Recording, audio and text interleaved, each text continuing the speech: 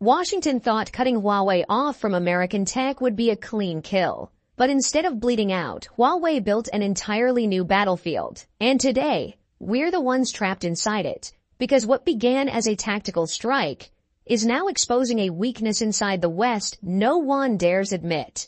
And the way Huawei pulled it off could reshape the future of technology and power itself. Let's break it open.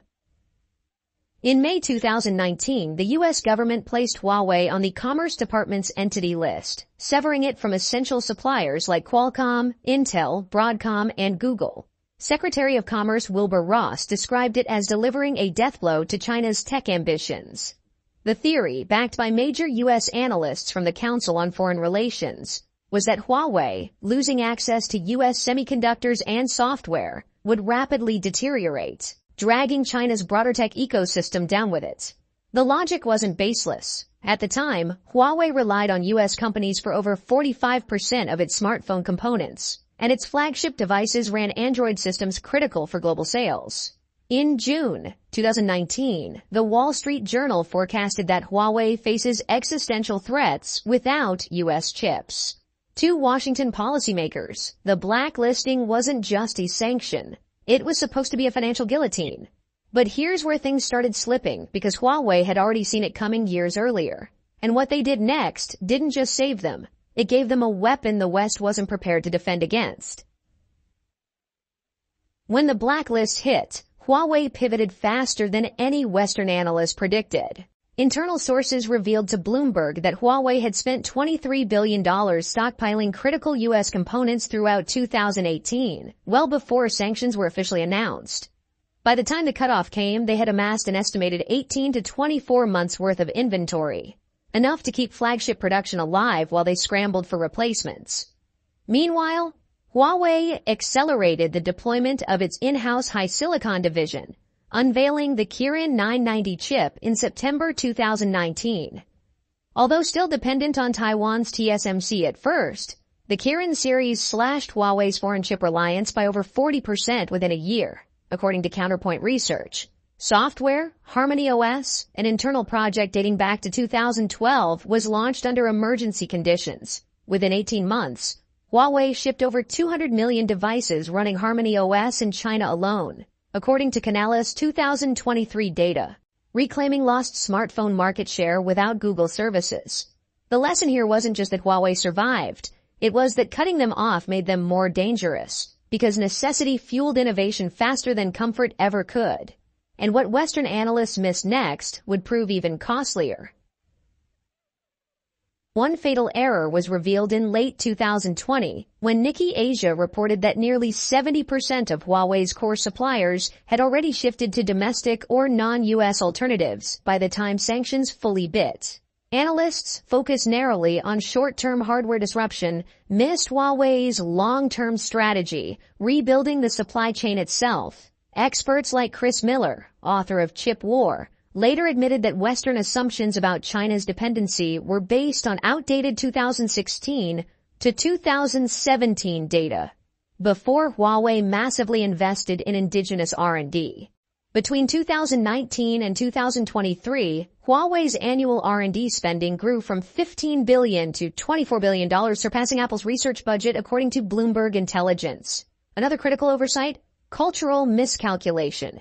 The detention of CFO Meng Wanzhou in Canada, described by Reuters as a national humiliation, rallied political and consumer support across China. Suddenly, Huawei wasn't just a company, it was a symbol of sovereignty.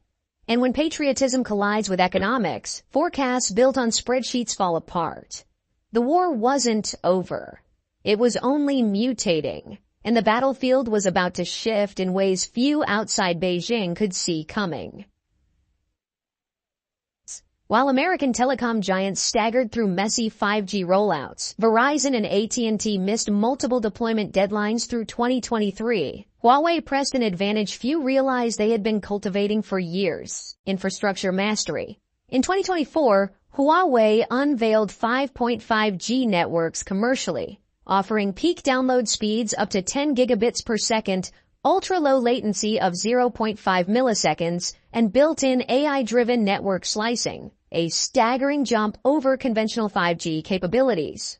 According to an Ericsson mobility report released in early 2025, Huawei's 5.5G deployments covered 28 cities in China and 14 foreign markets within 18 months.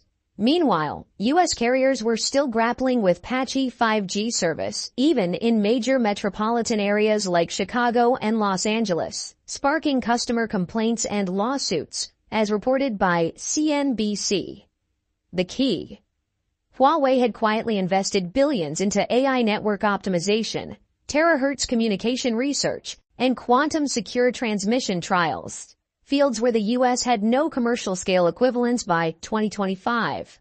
What started as a fight over smartphones was now evolving into a total technology realignment. And inside Huawei, a far more radical plan was being drawn up, one that would permanently cut the company's dependence on anything American. A plan so extreme it earned a chilling name inside Huawei's own corridors.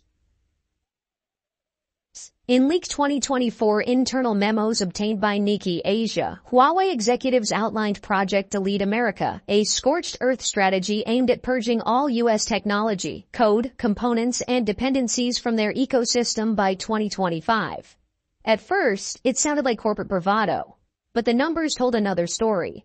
By late 2024, Huawei announced its ERP system, Meta ERP, completely free of Oracle, Microsoft, and SAP software dependencies, handling 100% of its internal global operations according to SCMP. By early 2025, Harmony OS devices captured 23% of China's smartphone market, displacing Android's dominance, while Ascend AI chips, built on Huawei's homegrown Kunpeng architecture, began replacing NVIDIA's GPUs in Chinese data centers. It wasn't just a boycott, it was a civilizational firewall, and Beijing noticed. Under the Made in China 2025 initiative, Huawei's self-reliance model became the blueprint, accelerating domestic chip fabrication efforts at SMIC, pushing new semiconductor alliances with BRICS nations, and fueling government-backed innovation funds totaling $1.3 trillion across strategic sectors, as reported by Bloomberg in March 2025.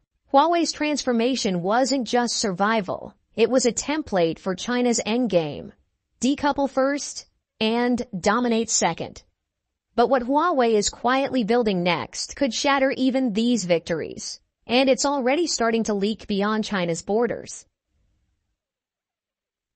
When Huawei unveiled the Mate 60 Pro in August 2024, powered by its own 7nm Kirin 9000S chip fabricated at China's SMIC, analysts at Counterpoint Research noted something alarming. Huawei clawed back 17% of China's premium smartphone market in just 5 months, displacing Apple's dominance.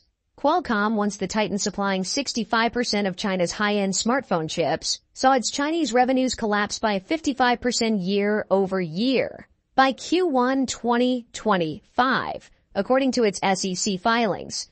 But this wasn't just a Chinese story. Global markets felt the tremors. Southeast Asia's smartphone sales by Chinese brands surged 26% during the same period, fueled by Huawei's resurgence, while Qualcomm's broader international licensing revenue dipped 11% per Bloomberg. And beneath these numbers was a deeper problem. Huawei's comeback wasn't powered by U.S. tech. It was powered by Chinese independence. If American firms thought Huawei would quietly fade after sanctions, the numbers showed the opposite. And Qualcomm's nightmare?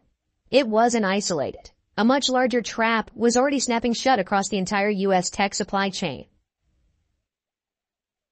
In early 2025, President Trump authorized a sweeping 145% tariff on Chinese tech imports, aiming to crush Huawei, Xiaomi, and Lenovo with sheer price pressure. But by February 2025, the backlash was ferocious. U.S. laptop prices